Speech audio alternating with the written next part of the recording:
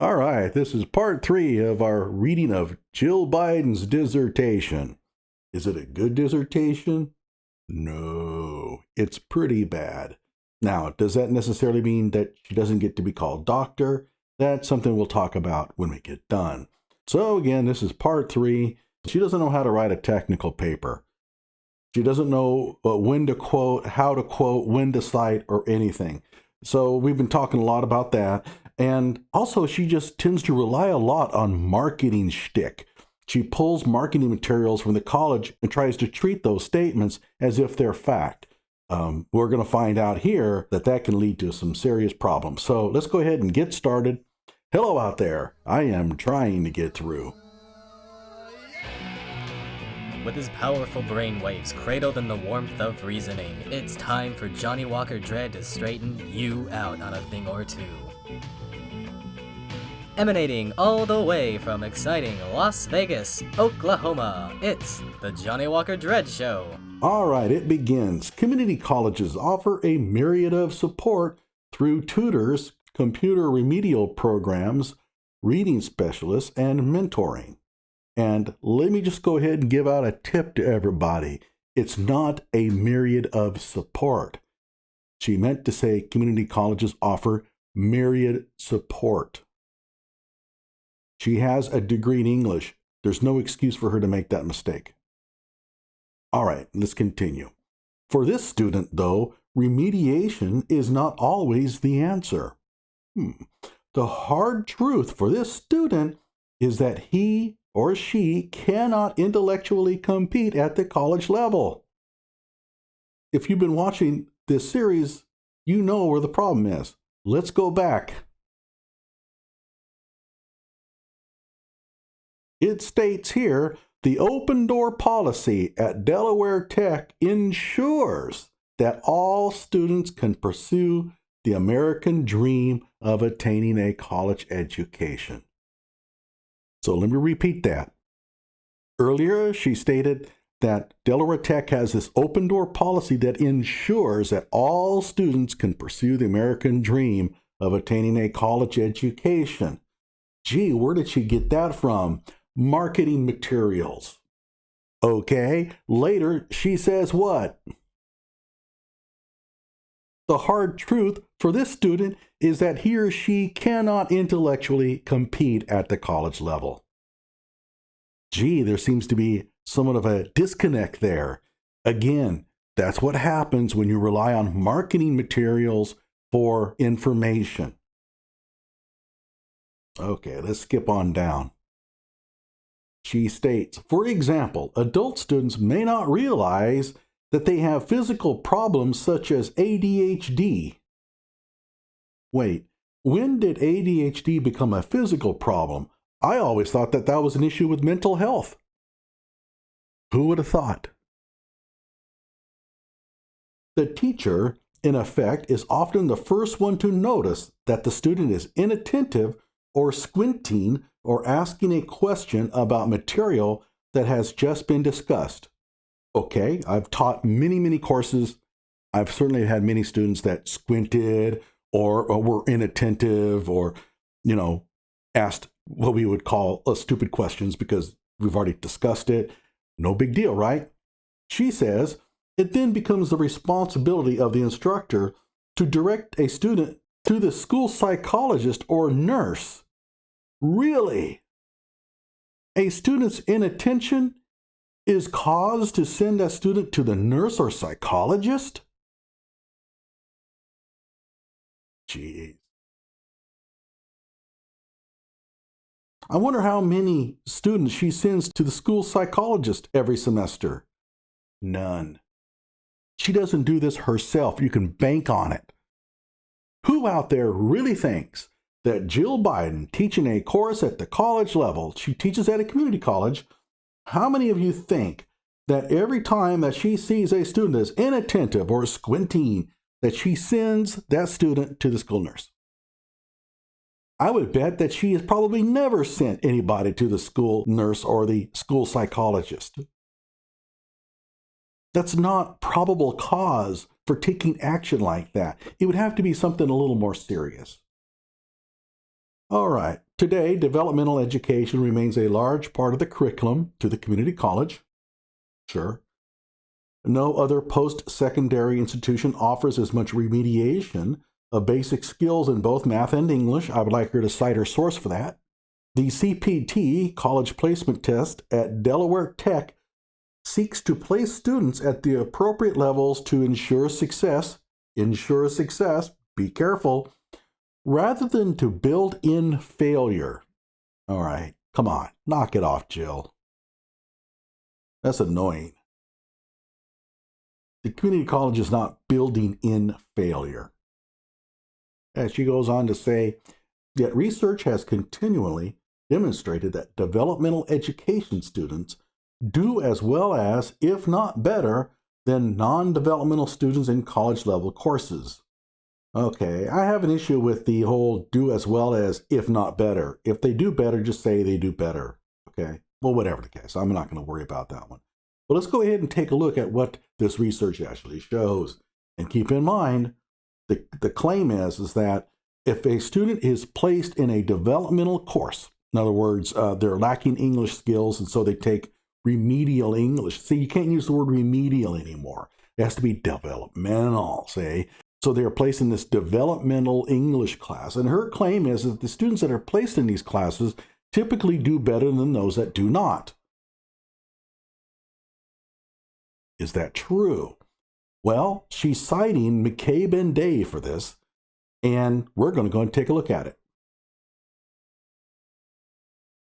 So here is the reference, and it does say here in a pull quote, research has consistently demonstrated that developmental education students do as well as, if not better, than non-developmental students in college-level courses. All right, now if you read through this, you'll find out that they're citing basically their own research, but that's a little bit suspect. Let's take a look. Okay, so what they have are two groups of students. One group of students went through a developmental course before taking an accounting class, and the other students did not take the developmental course. In fact, there were three different kinds of courses that they took: writing, reading, and math. Okay, now remember, this is an accounting class. And so you have some students taking remedial writing, some students taking remedial reading, and some students taking remedial math. And so the question now becomes, which students did better? So if you look at those students who took the remedial math class, you can see here that they performed about as well as those students who did not take the remedial math course. And the same thing goes for reading. Now this looks pretty good, right? And you might think, well, this is pretty solid. After all, if these students are being placed in a remedial class, they should do worse. So therefore, this is solid evidence that being placed in a developmental class brings you up to at least the level of those that didn't need the remediation at all. However, there's a problem here. If you look at the writing part, you will see that the two groups of students performed about the same. And the question that came to my mind was, why would taking a remedial writing class make you a better accountant? Now, I took accounting when I was in junior college, and I don't recall writing skills being that important for success in the class. Math, maybe. And that raises a question. Why would they score? Well, it does make sense. If you think about it, those students who take the remedial course are being delayed by a semester before they take the accounting class. And what that does is that it allows one full semester for those really weak students to drop out. There's going to be a certain percentage of the students in the remedial class who are simply not going to be able to cut it. And so they drop out. So the students that are going into the developmental class are not the students necessarily that enrolled in the remediation classes. They're the ones that have managed to get through and have stayed the course. So in that sense, it makes sense that the two groups of students would score roughly the same. So here's what I would do. If I was the person presenting this table, I would use the writing remediation as a control. And what that means is that because writing is so, let's say, off topic for accounting, then what the writing course does is it provides you a way to check for selection bias. This whole issue that students are maturing and that after a semester they're dropping out and therefore being filtered is a way to bias your sample. The way to control for that bias is to create an off-topic class, have students go through that class, and then use that as a control group for the others. And essentially, that's what this person did. He has a writing course that really is off-topic as far as accounting goes. And as you can see, those students who went through a remedial course in writing, even though you can't really say that they would have benefited in terms of being able to pass their accounting class much, they still scored about as well as the other students did. So this is, again, a case where the gains made here were really explained through other means. And in this case, the fact that they're maturing by a semester and the fact that the weaker ones are going to be dropping out. So I dispute the claim that she makes here. And the problem is that she should have caught this. But again, she's getting an educational doctorate. They don't really understand research very well. They don't understand the techniques. And that's why everything has gotten so lax in the educational doctorate program. So now we're going to do the literature review. And she makes claims here. For example, focus on retention begins the moment the student signs up for classes. And mandatory orientation should be a part of every first-year student's experience, according to whom? To you? Then it's just your opinion. She goes on, if students feel closely aligned with their institutions, even before school begins, the chances of student retention increase dramatically. And she quotes here Cohn and Brower, 2003. We're going to see her using that one a lot. In fact, here she quotes an entire paragraph out of Cohn and Brower. Again, Cohn and Brower. Again, Cohn and Brower. Cohn and Brower. Cohn and Brower. I mean, who wrote this dissertation? Her or these two dudes? And then her inability to quote material correctly is astounding. She quotes Bident, 2000, for example, argues that counselors need to spend time with their students, listen to their stories, and pay particular attention to their life histories. She got this from Ryan, 2003. But if she's quoting Bident, why doesn't she go to Bident's original source? Why is she quoting Ryan? I mean, it's not hard to find Bident's work. So she quoted somebody else quoting somebody else. Now, there are times when you see as stated in those kind of things and references, but this is ridiculous. She could have simply looked up Bident's original manuscript and quoted from it, but that's too much trouble. And that's another thing that's coming out of this, is that she tends to come across as really lazy. If you look through her list of references, she specifically chooses that which is kind of easily, readily available. And here, the Bident article was probably not something that she was going to be able to get very easily. She would have had to put in for a interlibrary loan. That's too much trouble. And so she just quoted Ryan's quote of Bident. Oh, geez. And this should never have gotten past her review team. Ryan is a secondary source, not a primary source.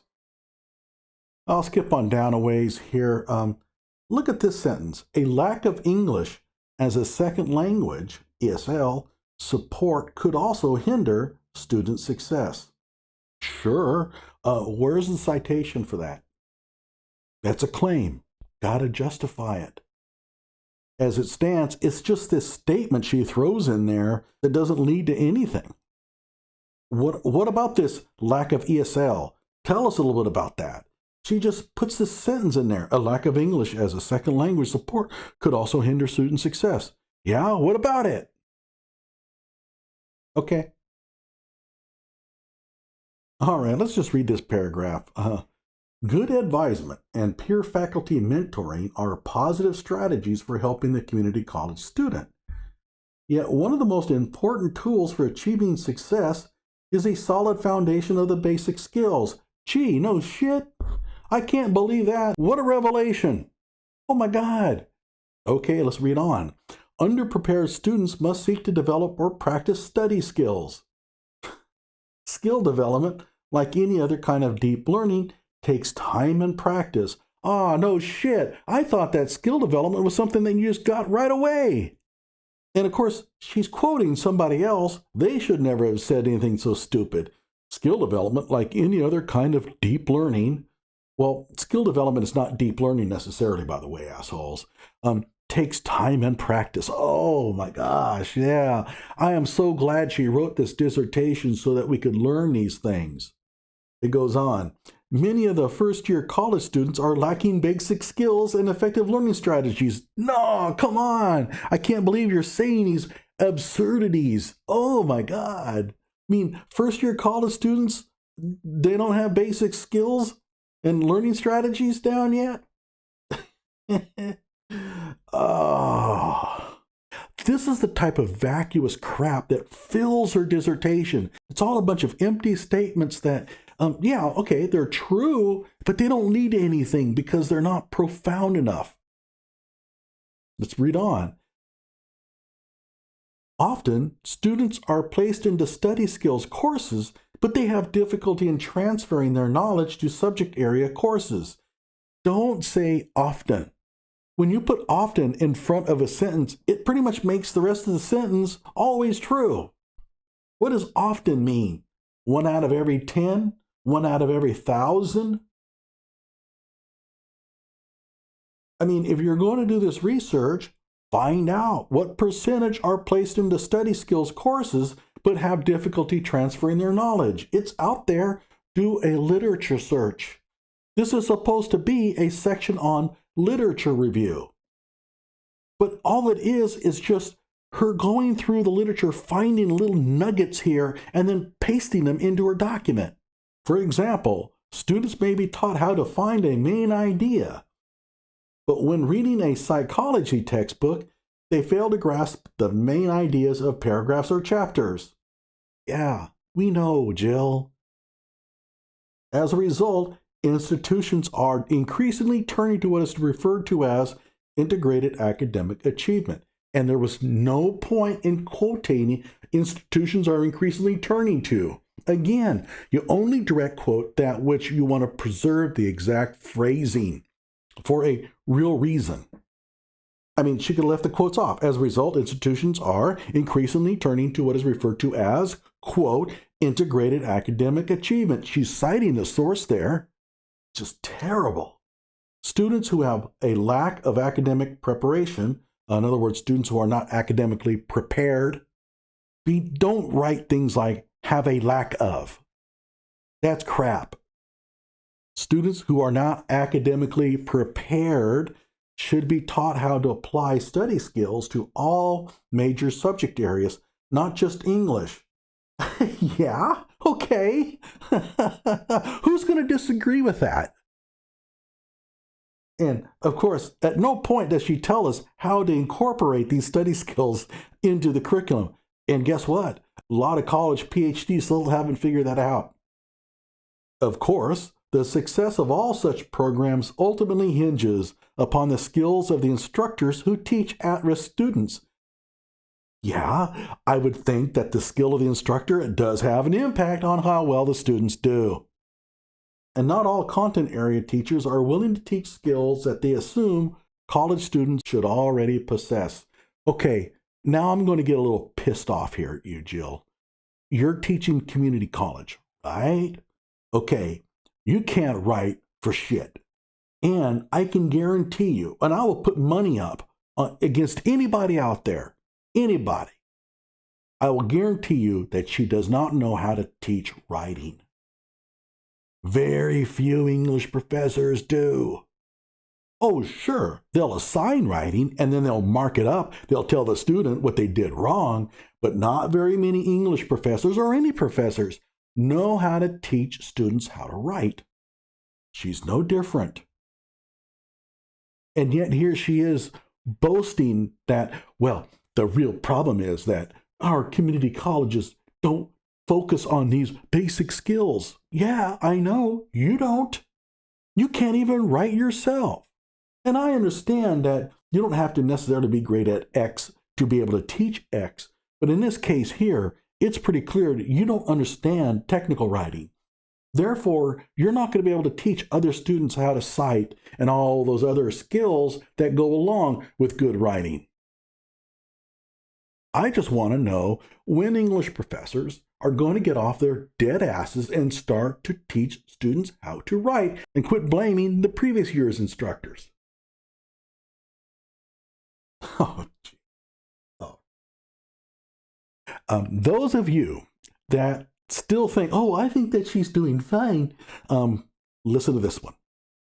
Research has proven that, and she quotes, 55% of the companies surveyed were dissatisfied with their employees' written communication skills. What did the research prove again? Research has proven that, and she puts something in quotes, and she writes 55% of the companies surveyed. So is that the research question?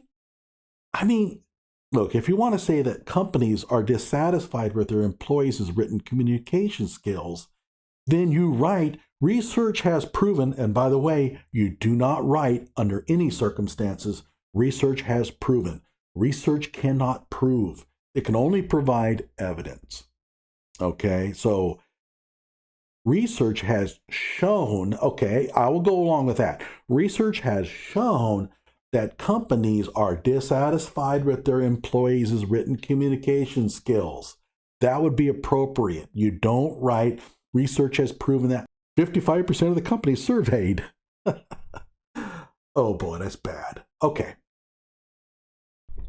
And then the next thing she has here, well, not quite the next thing here, we skip down just one sentence. The ability to write clearly and coherently is the hallmark of an educated person. How would you know? Oh my God. So she's been bagging about writing skills, and then she goes on here to say, the answer is to expand writing across the curriculum, not just in English classes. There was already a program called Writing Across the Curriculum that was in full rage when she wrote this dissertation. I know, I used to facilitate those workshops, and that was in 2002, 4 years before she did this. Writing Across the Curriculum was well established amongst English departments all over the country. So this notion that, well, the answer is to expand writing across the curriculum, not just in English classes, was already well adopted everywhere. This is not your idea. And I have a real problem with the fact that you never mentioned writing across the curriculum. The WAC program is well established. How did you not know about it? You're an English major. And you're bagging on writing skills for the education department. And you didn't know about writing across the curriculum? Really?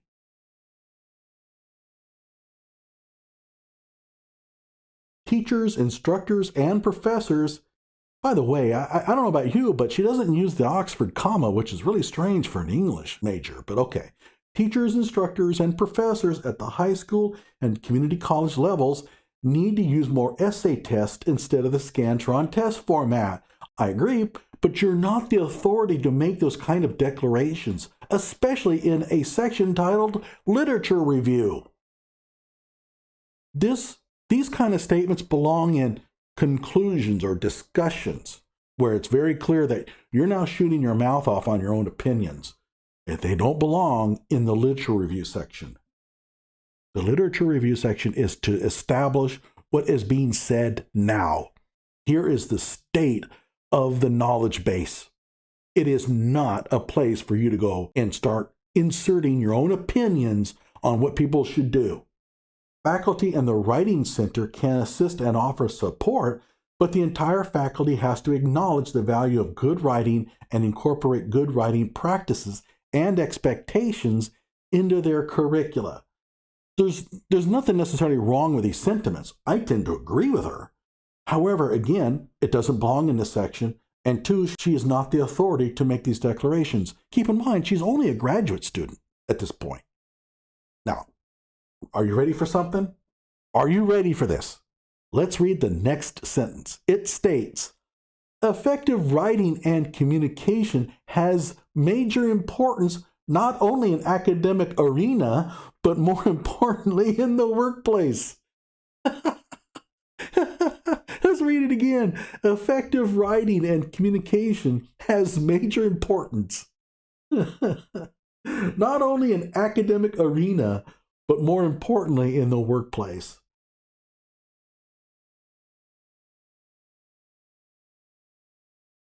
I'm crazy. I'm the local one. If you're going to write a sentence about the importance of good writing, you might want to proofread it first.